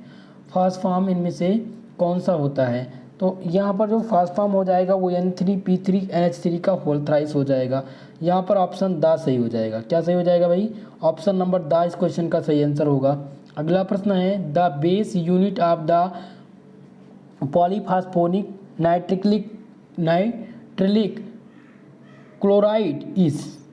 पॉलीफॉस्फोनाइट्रिलिक क्लोराइड की मूल इकाई यहाँ पर पूछी गई है। तो इसकी जो मूल इकाई हो जाएगी वो हो जाएगी NpCl2। क्या हो जाएगी भाई? NpCl2 हो जाएगी। ऑप्शन नंबर 20 क्वेश्चन का सही आंसर हो जाएगा। अगला प्रश्न देखिए क्या पूछा गया है, which is use the manufacturing of thermal proof cloth. इनमें से पूछा गया है कि थर्मल क्लॉथ प्रूफ में क्या है दोस्तों, पूछा गया है कि तापरोधी वस्त्र बनाने में किसका प्रयोग करते हैं हम, तापरोधी वस्त्र बनाने में किसका प्रयुक्त किया जाता है, किसका प्रयोग किया जाता है। पहला सिलिकॉन का, ऑप्शन बी दिया गया है कि बोरोजिन का, ऑप्शन सी है फास्फोनाइट्रिल हैलाइड का, और डी दिया गया है साइलेन का। तो तापरोधी वस्त्र बनाने में जिसका प्रयोग किया जाता है वो किया जाता है फास्फोनाइट्रिलिक हैलाइड का किया जाता है। ऑप्शन सा इस क्वेश्चन का सही आंसर हो जाएगा। अगले प्रश्न की तरफ बढ़ेंगे। अगला प्रश्न है, in the Friedel craft reaction of NPCl2 the number of displaced chlorine atom by the benzene is. NPCl2 Friedel craft क्रिया में बेंजीन द्वारा विस्थापित क्लोरीन परमाणु की संख्या कितनी होती है। तो आपको बताना है भाई, इसका आंसर आप सभी लोग करिए। सभी लोग कमेंट बॉक्स में कमेंट करते रहिए। यहाँ पर ऑप्शन ए है 1, बा दिया गया है 2, सी है 4 और ऑप्शन दिया गया है यहाँ पर दा 6 दिया गया है। तो जब भी फ्रीडल क्राफ्ट रिएक्शन की बात हो तो फ्रीडल क्राफ्ट रिएक्शन में सभी लोग कमेंट करके बताइए उत्प्रेरक का कार्य कौन करता है। फ्रीडल क्राफ्ट रिएक्शन में उत्प्रेरक का कार्य कौन करता है। चलिए, तो फ्रीडल क्राफ्ट रिएक्शन में NPCl2 में नंबर ऑफ डिस्प्लेस्ड क्लोरीन पूछा गया था, क्लोरीन एटम। तो क्लोरीन एटम की जो संख्या हो जाएगी वो 2 हो जाएगी दोस्तों। यहाँ पर ऑप्शन नंबर 22 क्वेश्चन का सही आंसर हो जाएगा। सही ऑप्शन हो जाएगा ऑप्शन 2। ठीक है। The nature of the phosphonitrilic chloride is. Phosphonitrilic chloride की प्रकृति आपको बतानी है कि क्या वो, इसकी जो प्रकृति होती है वो एसिडिक होती है या बेसिक होती है या नेचुरल होती है या एमॉर्फोरिक होती है। ठीक है, उभयधर्मी जिसे कहते हैं। तो फास्फोनाइट्रिलिक क्लोराइड की जो प्रकृति होती है वो कैसी होती है दोस्तों, वो होती है दोस्तों यहाँ पर ध्यान रखेंगे, क्लोराइड यहाँ पर प्रकृति पूछी गई है। तो प्रकृति में आप ध्यान रखेंगे कि जो इसकी प्रकृति होती है वो अम्लीय नहीं होती है, ना ही उदासीन होती है। इसकी जो प्रकृति होती है वो क्षारीय होती है। ऑप्शन 22 क्वेश्चन का सही आंसर हो जाएगा। सही आंसर क्या हो जाएगा, बेस हो जाएगा। अगला प्रश्न देखिए, यहाँ पर है फास्फोनाइट्रिलिक क्लोराइड। फास्फोनाइट्रिलिक क्लोराइड इनमें से कौन सी है, फास्फोनाइट्रिलिक क्लोराइड इनमें से कौन सी है। ऑप्शन दिया गया है फास्फेट, ऑप्शन बा है फास्जीन, सा दिया गया है फास्फोरिक अम्ल और दा दिया गया है शुद्ध फास्फोरस। तो इनमें से सही जो आंसर हो जाएगा वो हो जाएगा ऑप्शन नंबर बा फास्जीन। फास्जीन जो है ये फास्फोनाइट्रिलिक क्लोराइड है। ऑप्शन 22 यहाँ पर सही आंसर होगा। चलिए अगला प्रश्न ध्यान देंगे। अगला प्रश्न है, displacement of Cl atom from the PCl part of the phosgene take place by the mechanism. Phosgene के PCl भाग से Cl का विस्थापन निम्न में से किस क्रियाविधि द्वारा होता है। SN1 द्वारा होता है या SN2 द्वारा होता है या SE3 द्वारा होता है। 19 यहाँ पर क्वेश्चन दिया गया है तो इसका सही जवाब क्या हो जाएगा भाई, इसका जो सही आंसर हो जाएगा ऑप्शन नंबर सा हो जाएगा, SN2 हो जाएगा। ठीक है, तो सही जो आंसर हो जाएगा यहाँ पर ध्यान दें, यहाँ पर हो जाएगा ऑप्शन नंबर सा। चलिए नेक्स्ट क्वेश्चन की तरफ बढ़ते हैं। In the structure of the triphosgene hybridisation in N atom यानी नाइट्रोजन एटम। यहाँ पर दिया गया है कि ट्राइफॉस्जीन की संरचना में नाइट्रोजन अणु का संकरण यहाँ पर पूछा गया है दोस्तों। संकरण sp होगा या sp2 होगा, sp3 होगा या sp2d होगा। तो यहाँ पर जो सही आंसर हो जाएगा नाइट्रोजन परमाणु का जो संकरण होगा वो हो जाएगा ऑप्शन बा sp2। जो संकरण होगा वो sp2 होगा। ठीक है, चलिए अगले प्रश्न की तरफ बढ़ते हैं भाई। अगला प्रश्न सॉल्व करते हैं। यहाँ पर है, which is not true about the solid state. इनमें से कौन सा कथन सत्य नहीं है ठोस अवस्था को लेकर के। चलिए बता दीजिए। ऑप्शन ए दिया गया है कि इनका कोई निश्चित आकार व आयतन नहीं होता है। ऑप्शन यहाँ पर बा दिया गया है दोस्तों कि इनका कोई they have high density and low compressibility. Option सा है they have high attractive force among the molecule. Option सा दिया गया है दोस्तों कि they have high vapour pressure. तो इसका जो सही आंसर हो जाएगा वो हो जाएगा ऑप्शन नंबर डी। क्या हो जाएगा, एक ठोस के लिए जो सत्य नहीं है। तो पहला ऑप्शन दिया गया है कि इसका निश्चित आकार व आयतन होता है, तो ये सत्य है कि इसका निश्चित और आकार जो होता है वो निश्चित होता है। बी दिया गया है इनका घनत्व उच्च एवं संपीड़न कम होता है, ये भी सत्य है। सा दिया गया है इनके अणुओं के आपस में उच्च आकर्षण बल होते हैं, ये भी सत्य है। यहाँ पर दा दिया गया इसका वाष्प दाब उच्च होता है, यहाँ पर वाष्प दाब इसका क्या होता है, कम होता है। यहाँ पर जो सही आंसर हो जाएगा वो ऑप्शन नंबर दा हो जाएगा। चलिए, क्रिस्टलाइन सब्सटेंस आर, क्रिस्टलीय पदार्थ आपको बताने, इनमें से क्रिस्टलीय पदार्थ कौन से हैं। ऑप्शन दिया गया है दोस्तों आइसोट्रोपिक, बी दिया गया है एंटीसोट्रोपिक, ऑप्शन सी है आइसोटोपिक और ऑप्शन डी दिया गया है दोस्तों आइसोटोनिक। तो क्रिस्टलीय पदार्थ इनमें से कौन से हैं, तो क्रिस्टलीय जो पदार्थ है वो आइसोट्रोपिक है। ऑप्शन नंबर ए यहाँ पर सही हो जाएगा। नेक्स्ट क्वेश्चन ध्यान देंगे, smallest unit of crystal lattice is, crystal जालक की सूक्ष्मतम इकाई पूछी गई है। सूक्ष्मतम इकाई पूछी गई किसकी, क्रिस्टल जालक की। यहाँ पर ऑप्शन दिया गया है ए लैटिस प्लेन, बी है यूनिट सेल, सी दिया गया सेंटर ऑफ सिमेट्री और ऑप्शन डी दिया गया है स्पेस लैटिक। तो क्रिस्टल जालक की जो सूक्ष्मतम इकाई है दोस्तों वो क्या होती है। ऑप्शन यहाँ पर दिया गया है कि जालक तल, बा है इकाई सेल, ऑप्शन सा है बेब्रेस जालक और दा दिया गया है वायु संख। तो इसका जो सही आंसर हो जाएगा वो ऑप्शन बी हो जाएगा इकाई सेल। क्रिस्टल जालक की जो सूक्ष्मतम इकाई है वो यूनिट सेल है। ऑप्शन बा यहाँ सही आंसर हो जाएगा। चलिए, how many types of the Bravais lattice are present in the crystal, एक क्रिस्टल में कितने प्रकार के ब्रेवियस जालक उपस्थित होते हैं। ऑप्शन यहाँ पर दिया गया 10, 12, 14 या 16। चलिए, तो बताइए एक क्रिस्टल में कितने प्रकार के ब्रेवियस जालक उपस्थित होते हैं दोस्तों। तो यहाँ पर जो सही जवाब हो जाएगा वो 14 हो जाएगा। एक क्रिस्टल में 14 ब्रेवियस जालक उपस्थित होते हैं। ऑप्शन सा इस क्वेश्चन का सही आंसर हो जाएगा। नेक्स्ट क्वेश्चन ध्यान देंगे, at each corner of the lattice a unit cell has, यानी कि जालक के प्रत्येक कोने में एक एकल सेल में होता है, एकल सेल में होता है। ऑप्शन यहाँ पर दिया गया है परमाणु या आयंस, ऑप्शन बा दिया गया है 3 परमाणु या आयंस, ऑप्शन सा है दोस्तों एक एटम और आयन। यहाँ पर आयंस दिया गया था दोस्तों, क्या है यहाँ पर एक बार फिर से पढ़ लेते हैं कि at each corner of the lattice a unit cell है, जालक के प्रत्येक कोने में एक एकल सेल होता है, 2 एटम और आयंस होता है या 3 एटम और आयंस होता है या 1 एटम आयंस होता है या 4 एटम्स और आयन होता है।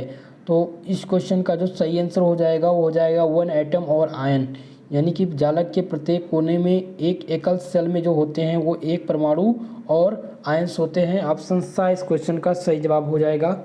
नेक्स्ट क्वेश्चन देखते हैं। अगला प्रश्न है कि cubic crystal system has the following unit cell dimension. यहाँ पर दिया गया है कि एक साधारण घनीय जालक के लिए निम्नलिखित शर्तें मान्य होती हैं।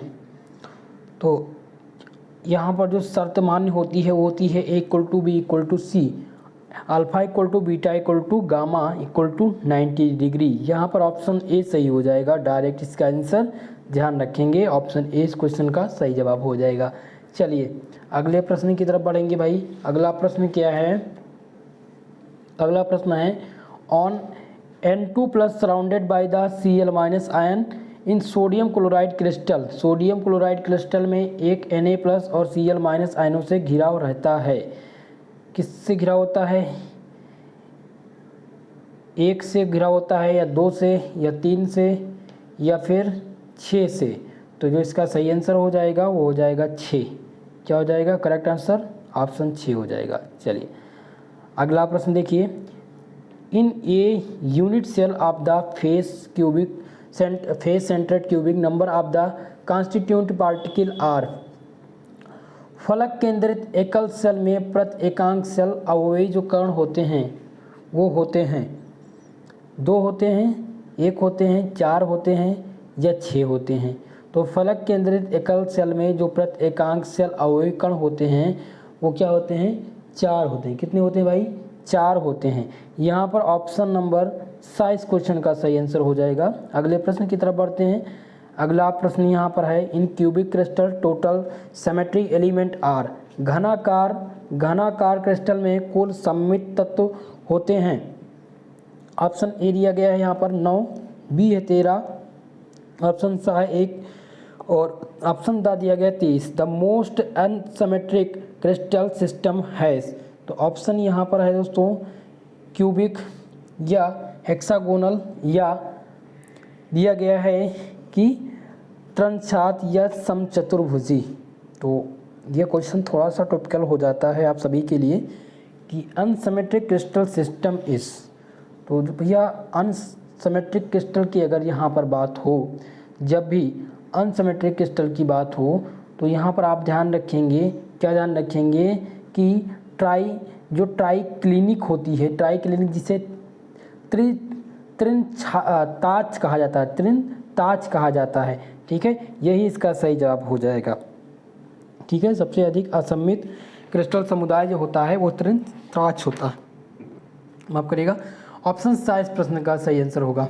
चलिए अगला प्रश्न दिया गया है, इफ A = B = C और A = B = alpha = beta = gamma = 90 degree the Bravais lattice will be. यदि A बराबर B और B बराबर C हो तो अल्फा = बीटा और बीटा = गामा = 90 डिग्री हो तो ब्रेवियस जालक क्या होगा? तो ब्रेवियस जालक भाई एम में क्या होगा? यहाँ पर दिया गया है कि ट्राइगोनल होगा या क्यूबिकल होगा या फिर समचतुर्भुजीय होगा या इनमें से कोई नहीं होगा। तो इनमें से जो सही जवाब हो जाएगा वो हो जाएगा घनीय होगा। क्या हो जाएगा? क्यूबिकल होगा। यहाँ पर ऑप्शन 20 क्वेश्चन का सही आंसर हो जाएगा। चलिए अगले प्रश्न की तरफ चलते हैं। Who propose the first law of the crystal science.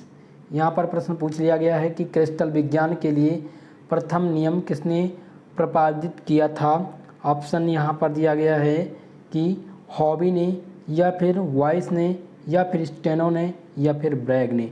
तो इसका जो सही जवाब हो जाएगा वो हो जाएगा स्टेनो। क्या हो जाएगा? स्टेनो ने दिया था। क्रिस्टल विज्ञान के लिए प्रथम नियम जो प्रस्तावित किया गया था वो स्टेनो के द्वारा किया गया था। ऑप्शन सा इस प्रश्न का सही जवाब होगा। अगले प्रश्न की तरफ चलते हैं। अगला प्रश्न है, the number of atom per unit cell in the simple cubic FCC and BCC are.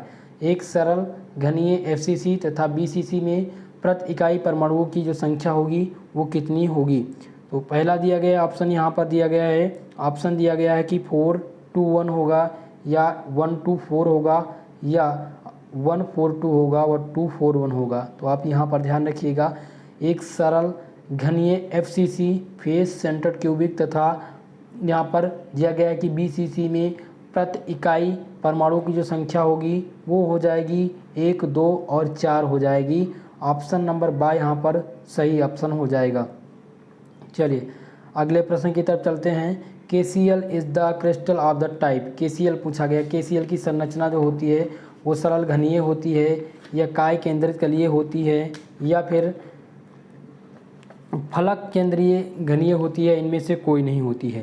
तो चलिए इस क्वेश्चन का आंसर करिए सभी लोग।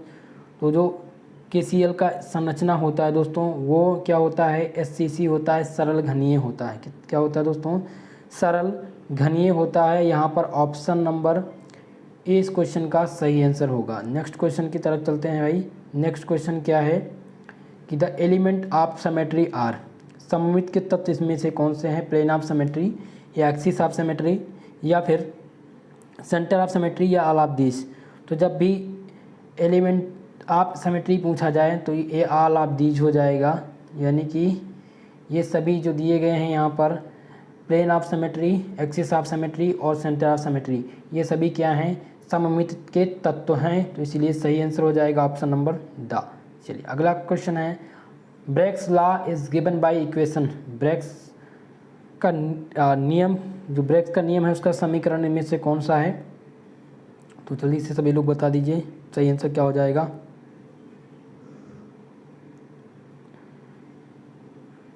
सभी लोग जल्दी से कमेंट करके बताइए ब्रैग्स का समीकरण, ब्रैग्स का समीकरण आप सभी लोग बताएंगे इस क्वेश्चन का आंसर। चलिए आगे बढ़ रहे हैं, इसका कुछ स्क्रीनशॉट लेकर के लास्ट में कमेंट बॉक्स में कमेंट करके बताइएगा ब्रैग्स का समीकरण इनमें से कौन सा है। 2 बार इन सभी प्रश्नों को मैं सॉल्व करा चुका हूँ। यहाँ पर एक प्रश्न न्यूमेरिकल से संबंधित है तो इस प्रश्न को भी यहाँ पर मैं छोड़ दे रहा हूँ, ठीक है, इसको मैं बाद में सॉल्व करा दूंगा। चलिए आगे बढ़ते हैं। The structure of the CaCl crystal is, caesium chloride की क्रिस्टल संरचना जो होगी वो कैसी होगी, काय केंद्रित घनीय होगी यानी बॉडी सेंटर्ड क्यूबिक लेटिक होगी, या फिर फेस सेंटर्ड लेटिक होगी, या फिर दोस्तों ऑक्टाहेड्रल होगी या ननाबदीज होगी। तो बात यहाँ ध्यान रखिएगा कि जब भी बात हो इसकी SCCl की CaCl की माफ़ करिएगा सीजियम क्लोराइड की जब भी बात हो तो सीजियम क्लोराइड का जो स्ट्रक्चर होता है वो बॉडी सेंटर क्यूबिक लेटिक के बराबर होता है। यहाँ पर ऑप्शन ए सही हो जाएगा, काय केंद्रित घनीय इसका सही जवाब हो जाएगा। चलिए अगले प्रश्न की तरफ बढ़ते हैं भाई। अगला प्रश्न है कि the example of chain growth polymer, chain growth polymer का यहाँ पर एग्जाम्पल आपको बताना है। ऑप्शन दिया गया है टेरिलीन दिया गया है, ऑप्शन बी दिया गया है टेफ्लॉन, बेकेलाइट या नायलॉन 66। चलिए जल्दी से सभी लोग कमेंट करके बताइए इसका सही आंसर क्या होगा। यहाँ पर पूछा गया है कि बताइए कि श्रृंखला वृद्धि बहुलक का इनमें से कौन सा उदाहरण है। चलिए सभी का आंसर आना चाहिए। तो इसका जो सही आंसर हो जाएगा, इसका जो सही आंसर हो जाएगा an example of chain growth polymer, ठीक है। ऑप्शन यहाँ पर दिया गया है टेरिलीन, क्या दिया गया भाई, टेरिलीन दिया गया है।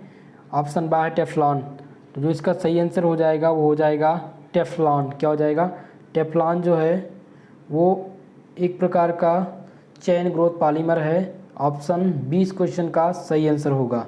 नेक्स्ट क्वेश्चन की तरफ बढ़िए, नेक्स्ट क्वेश्चन की तरफ बढ़ते भाई। नेक्स्ट क्वेश्चन क्या है, नेक्स्ट क्वेश्चन पूछा गया है कि वल्कनीकरण की क्रिया में रबर को जाना जाता है। Vulcanisation action make the rubber water soluble, hard, soft या मोर फ्लेक्सिबल। तो चलिए जल्दी से इसका आंसर बताइए, इसका आंसर क्या हो जाएगा। वल्कनीकरण की क्रिया में रबर को बनाती है, जल में ब्ले या कड़ा बनाती है, या फिर मृदु बनाती है, सॉफ्ट बनाती है, या मोर फ्लेक्सिबल बनाती है, तो अधिक लचीला बनाती है। तो वल्कनीकरण की क्रिया में रबर को बनाती है अधिक लचीला। ऑप्शन यहाँ पर जो हो जाएगा सही वो ऑप्शन नंबर द हो जाएगा। चलिए अगले प्रश्न की तरफ बढ़ते हैं। विच वन, यहाँ पर दिया गया है which one out of the following has the ester linkage, निम्नलिखित में से किसमें एस्टर बंद है। ब्यूना एस में है, या टेरिलीन में है, या टेफ्लॉन में है, या बेकेलाइट में है। तो यहाँ पर दोस्तों निम्नलिखित में से किसमें एस्टर बंद होते हैं, ब्यूना एस, टेरिलीन, टेफ्लॉन या बेकेलाइट।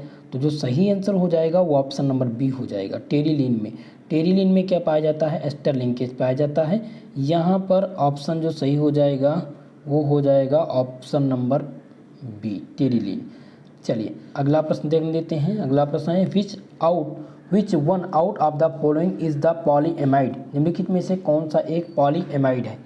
पॉलीएमाइड यहाँ पर पूछा गया है।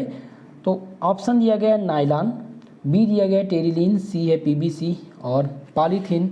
तो आपको बताना है कि कौन सा पॉलीएमाइड है। तो यहाँ पर जो नायलॉन है दोस्तों वही पॉलीएमाइड है। ऑप्शन ए इस क्वेश्चन का सही आंसर हो जाएगा। निम्नलिखित में से कौन सा पॉलीएमाइड है, तो यहाँ पर हो जाएगा आंसर नायलॉन। अगले प्रश्न की तरफ बढ़ते हैं।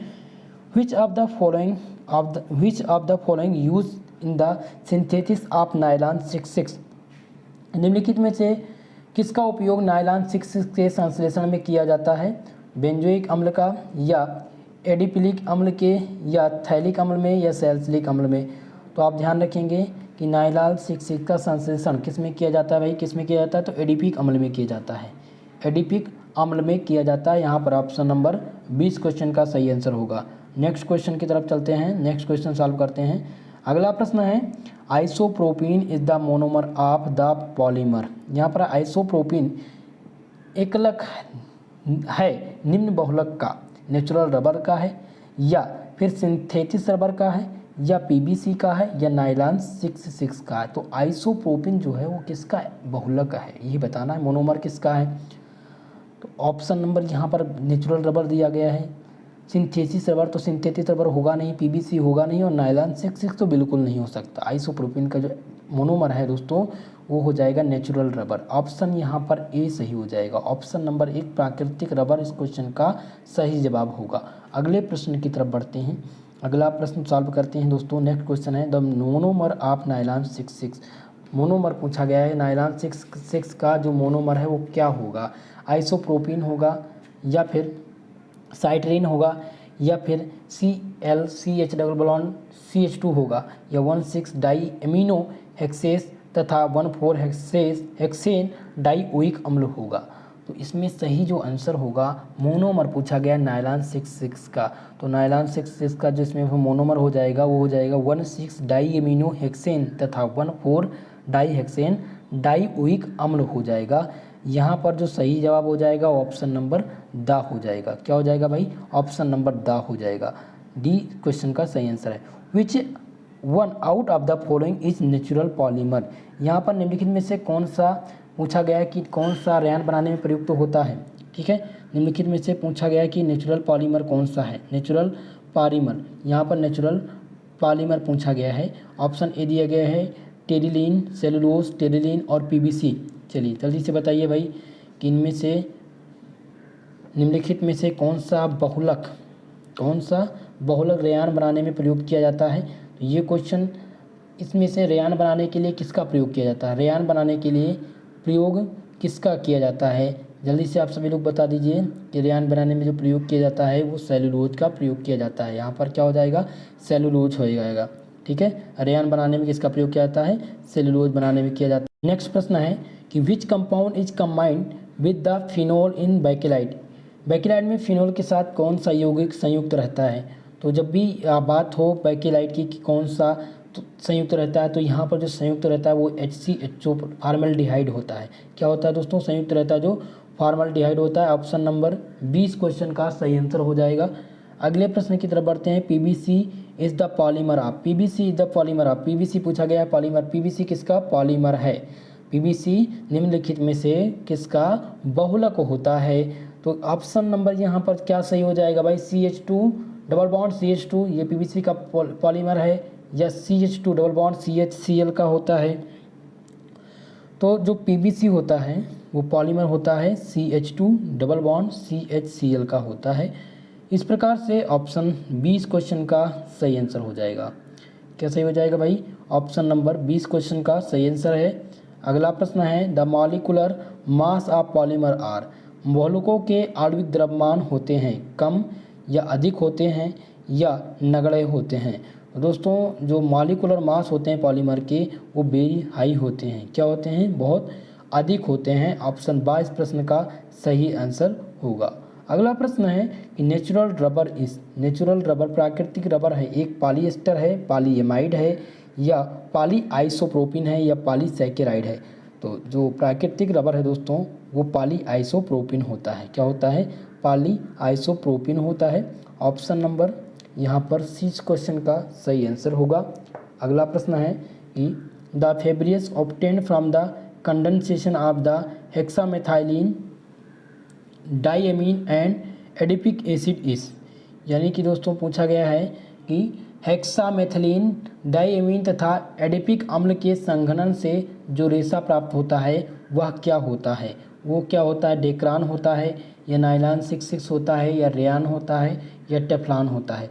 तो आप ध्यान रखिएगा जिसका सही आंसर हो जाएगा वो नायलॉन 66 हो जाएगा। क्या हो जाएगा, नायलॉन 66 जो होता है वो हेक्सामेथिलीन डाइएमीन तथा एडिपिक अम्ल के संघनन में जो रेशा प्राप्त होता है वो रेशा प्राप्त होता है नायलॉन 66। ठीक, नेक्स्ट क्वेश्चन है दोस्तों कि किसी पदार्थ में रंजक के रूप में कार्य करने के लिए निम्न में से किसका होना आवश्यक है, क्रोमोफोर का या क्रोमोजेन तथा ऑक्सोक्रोम का या क्रोमोजेन का या ऑक्सीक्रोम का।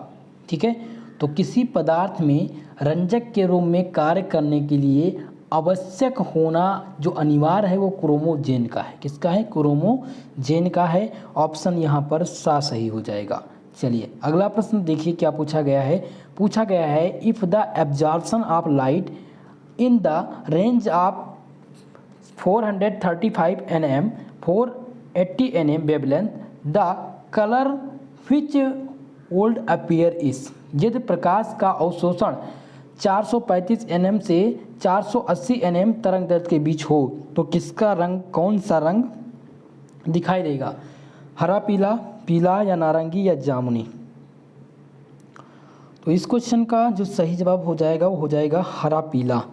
जब प्रकाश का अवशोषण 435 से 480 तरंग दैर्ध्य के बीच में होगा तो जो कलर दिखाई देगा वो हरा पीला दिखाई देगा। ऑप्शन नंबर आ इस प्रश्न का सही आंसर हो जाएगा ग्रीन येलो हो जाएगा। क्या हो जाएगा? Green yellow. ऑप्शन ए सही हो जाएगा। चलिए अगला प्रश्न है डाई इन इट रंजकों में होता है, रंजकों में होता है, तरंगों का गुण होता है या समावता का गुण होता है या रंगने के गुण होते हैं या इनमें से कोई नहीं होता है। तो रंजकों में क्या होता है दोस्तों? रंजकों में ध्यान रखिएगा, रंजकों में रंगने का गुण होता है। क्या होता है? रंगने का गुण होता है। ऑप्शन नंबर यहाँ पर जो सही हो जाएगा सा सही हो जाएगा, property of the colouring. Next question है according to the modern thought the colouring property of dye depends upon. आधुनिक विचारधारा के अनुसार रंजक का रंगने का कार्य गुण किस पर निर्भर करता है? अधिकतम विस्थानित पाई इलेक्ट्रॉन पर या नाभिक पर या प्रोटॉन पर या सिग्मा इलेक्ट्रॉन पर?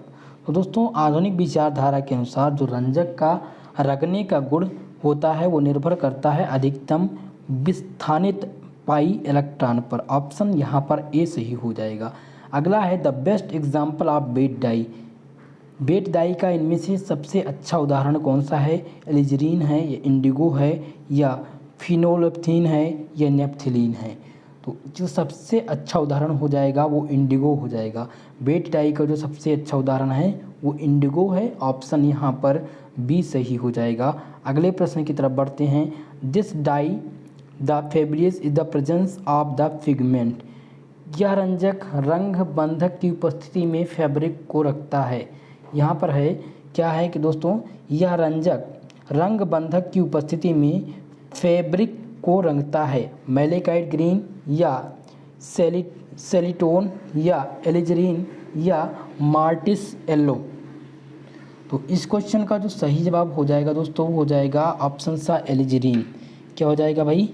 एलिजरीन इसका सही आंसर हो जाएगा। ऑप्शन नंबर सी इस क्वेश्चन का सही आंसर हो जाएगा। अगला प्रश्न देखिए है कि in the following there is not a chromophore. इनमें से कौन सा एक क्रोमोफोर नहीं है? तो क्रोमोफोर के टॉपिक में याद रखिएगा भाई। यहाँ पर देखिए पहला दिया गया है, पहला ऑप्शन तो ये एक क्रोमोफोर है। यहाँ पर डबल बॉन्ड ओ लगा हुआ, यहाँ पर एक क्रोमोफोर है।